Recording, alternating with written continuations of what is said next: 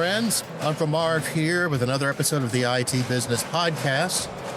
And as you can tell in the background, we are recording live at IT Nation in Orlando. This is technically pre-show, and people are still setting stuff up, and there's stages and signs and stuff. So you're probably going to hear some stuff in the background. And as you know, I don't edit, so what you hear is what you hear. So I am joined by somebody new to the show. They just walked by and said, hey, we need to be on that show. And I said, absolutely. I have with me Khanh Tran, the CEO and co-founder of Biorn Cyber Group, and they specialize in cybersecurity and CMMC. So we're going to chat about that. So Khanh, welcome. Thank you, Marv. Thank you. I was just walking by and I was like, hey, Marv, can we just sit and talk? We sure can. So why not, right? All right. Why not? So let me first get some logistical questions out the way. All right. You've been in the business a while. Is this your first IT Nation or many IT Nations? Oh, this is our first. First, okay. Yeah, we have partners that we work with that invited us, and we're like, why not, right? That's what we do. So why not just come to this event and see what it's about? I'm really excited because a lot of people don't know. I'm originally from Alabama, so 3 doors down and Google Dolls, my favorite. Okay. And here I am. I'm gonna see one of the two. So why not? So are you in Alabama now? No, I'm in Charleston, South Carolina. Oh, okay. Yeah. That's a nice move. Yeah, it's not bad. Yeah. I spent a lot of time around the world, and somewhere along the way, we ended up in Charleston, South Carolina. Okay. Is that the home of Hootie? Yeah, Hootie. I actually know somebody that's cousins with Hootie. So, really? I keep on telling her to introduce me, but she's like, I got it, but she never does. So I never met Hootie. I'm very disappointed. Lysandra, if you hear this, I'm very disappointed. Very disappointed. All right. And so how long ago did you get invited? We got invited last week, actually. Okay, so was that enough time to, book a plane ticket and do all that, or did you drive? I drove. Really? I was just like, things are happening really fast in the CMMC space, right? November 10th is the CFR 48 goes live. Okay. So I've been really busy, even while I was driving. Don't tell the cops this, but I was on meetings. All the way down. As long as your hands free, yeah, you're my hands okay. are free, right? I was like, as soon as I get out of South Carolina with the hands-free law, as long as I had my headset on, life was good. All right. Let's go ahead and talk a little bit about CMMC, because I'll be honest, that acronym gets thrown around a lot. Yes. Most MSPs have nothing to do with CMMC. Exactly. At least in my understanding. I don't. Yeah. And everybody tells me I got to be CMC certified or all of this. I'm like, none of my clients do. Yeah. So tell us about that and what made you decide to focus on that. See, CMMC is more in the DoD space, right? If the government tomorrow changed to DOW, then it'll be the DOW space. But today is the DoD space, and it's basically working towards cybersecurity compliance, mostly when it comes to data like FCI and CUI, or federal contracted information or controlled unclassified information. I think I started this back in 2018, 2019. I worked with a large prime, and from there we built what that CMMC part of the organization was going to look like. And from there, I realized that there's a lot of organizations out there, a lot of MSPs, a lot of ESPs in general that are, just throwing around CMMC, but do they really know what it was? Working with a prime, one of the things I learned is, there's more to it than just meets the eye, and I'm very excited about it because when I was working with a prime, if we talk about primes today, the Boeings, the Raytheons, the Lockheeds and everything, they fight out in public, right? And it's all about competition, and I consider it friendly competition. Right. But to be able to see all these primes come together when it comes to CMMC and have the discussion and really hash it out of what CMMC is about, it brings that connection, unity, the symbiotic relationship of organizations, of primes into the ecosystem. Okay. Now, let me ask this question for clarification, because when you say, it's related to DOD, is it true that DoD can extend, not just to the primaries, but to other organizations that have a connection to Yes. DoD? So companies that are supplying Yes. DoD? Yes. Not COTS. No. Straight out of the shelf. It doesn't. There is a non-applicable side to it today. Okay. Right? We don't know what it's going to look like tomorrow. But the idea is a lot of these primes, when you're talking about subs, there's hundreds of thousands of subs, right? So these subs are gaining these information, these FCIs, these CUI information, data, technical data, drawings, how to build certain specific thing for the DoD. If they receive that type of information, then the prime will now push it down to their sub that they're either required to be a level 1, a level 2 self-assessed, or a level 2, certified. Okay. So if you looked in the news and you looked in LinkedIn the last couple months, you've seen that the Boeings are throwing it down. The Lockheeds have been throwing it down, saying like, hey, if you're a sub with us, you have to be level 2. But everybody is doing a tactic where, hey, you have to be level 2 by November 10th. And it's not true, right? It's a slow rollout. Right. You have to be level 1 by November 10th. But your prime is the one that dictates if you require to be a level 2 self or just certified. And it depends on what type of information you have and how much security that needs to go around it, right? If they believe that they want you to be level 2, then you need to start really taking it seriously, or else you won't get the contract or won't keep the contract. All right. Now let me ask a question between level 1 and level 2, because for some reason I get the feeling that level 1, at least from my understanding, was all about cyber hygiene. Yes. So what makes level 2 that much more? So level 1 is cyber hygiene. It's 67 objectives on, and so versus a level 2 being 110 control groups, right? Okay. So of the 110 control groups is 320 objectives. And now you're getting done with cyber hygiene and you're building in that technical piece, right? How are you doing it? How are you configuring? Your Microsoft GCC, your Google FedRAMP? Are you using enclaves? Are they respectable, and do they have the body of evidence? We see a lot of organizations today, mostly in the CMMC space, and we see them here at IT Nations. A lot of our partners like IntelliGRC and Sention, they are doing things like going through the FedRAMP equivalency, right? Having that body of evidence to show that they're really into it, right? They really believe into it, and this is where they focus for their clients. Versus, you see a lot of organizations out there that are not doing that. They're not doing a level 2. They're finding loopholes to just say, hey, I don't need it. Great, you don't need it. Right. But then now the client's asking you, do you care enough about me to go and create that body of evidence to make sure that I'm that extra safe? Versus, hey, I'm just a number to you. So. Interesting. So you said that you got interested in this, 2018 and stuff, but when did you start Biorn? Biorn was started in 2019. Okay. We were in oil and consulting and project management on that side.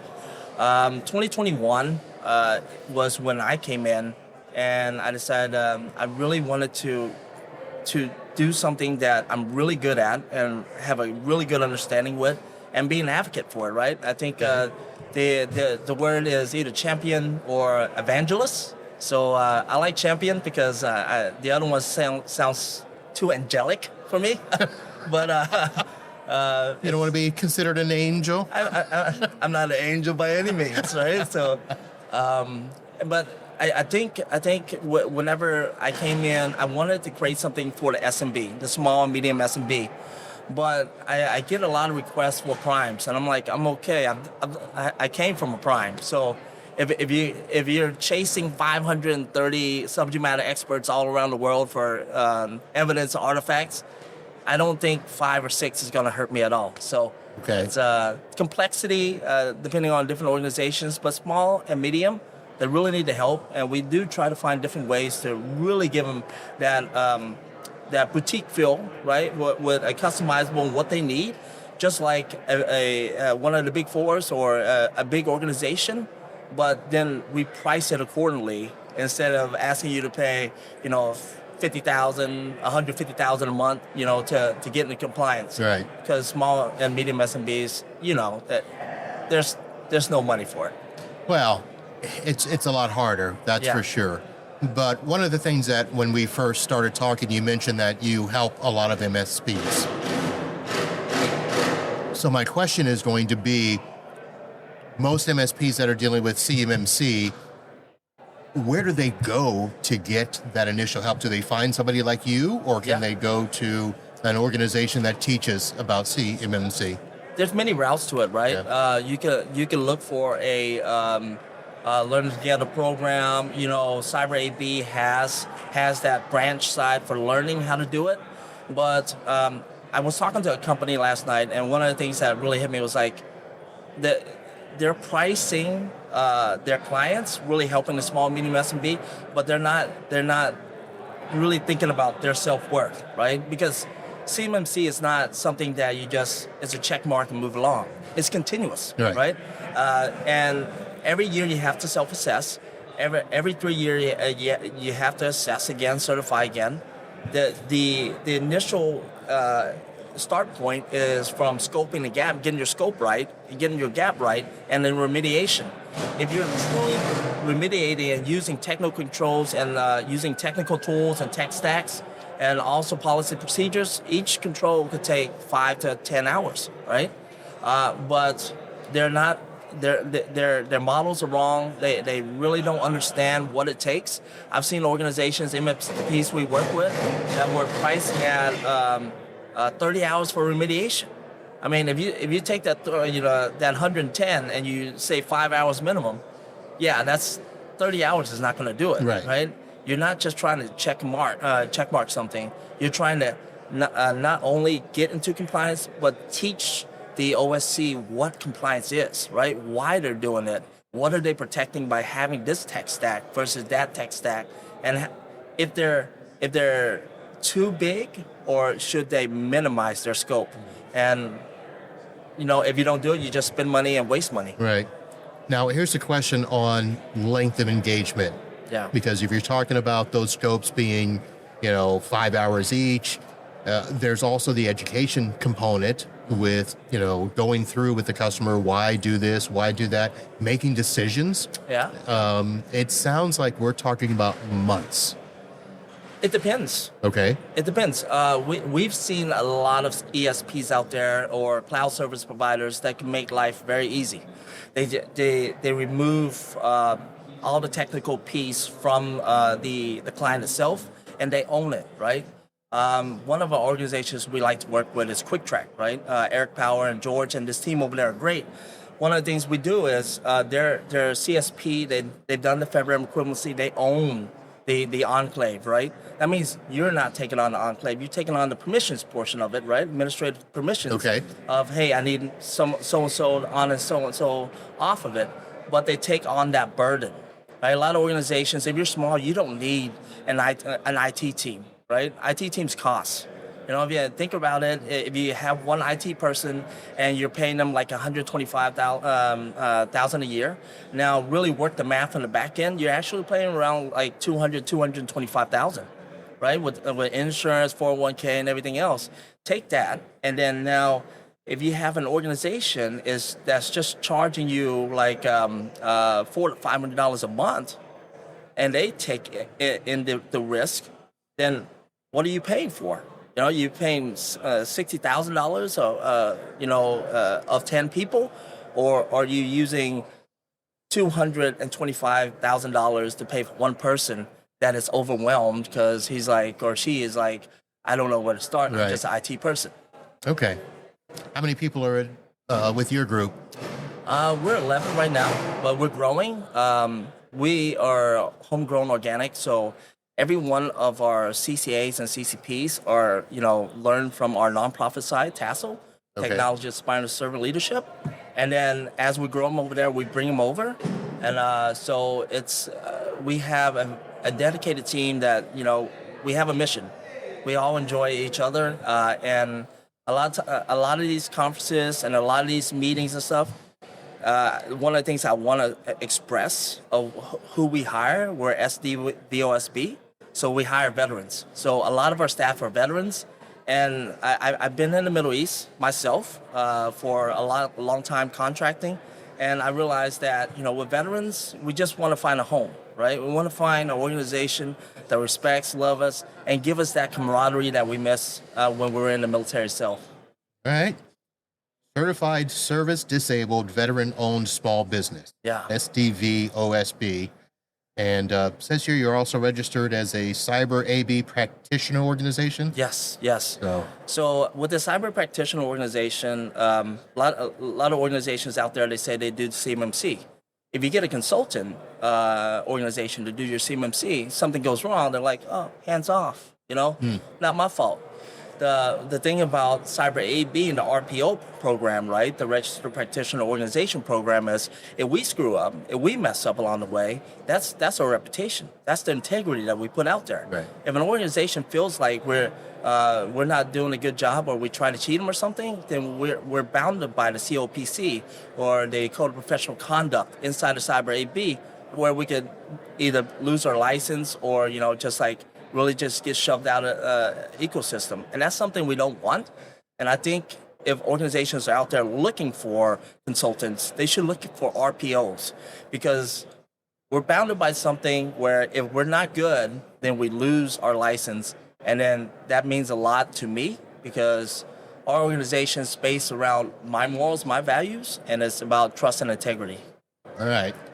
I want to do something that I should have done at the very beginning and tell everybody how to spell your company name. If you're looking in the show notes, it's there, but it's Biorn, Biorn, Yep. Group Cyber, not as in Jason Bourne with the Bourne identity or something. It's like Bjorn, but without the J and two dots. Yeah. It's just Bjorn. Biorn.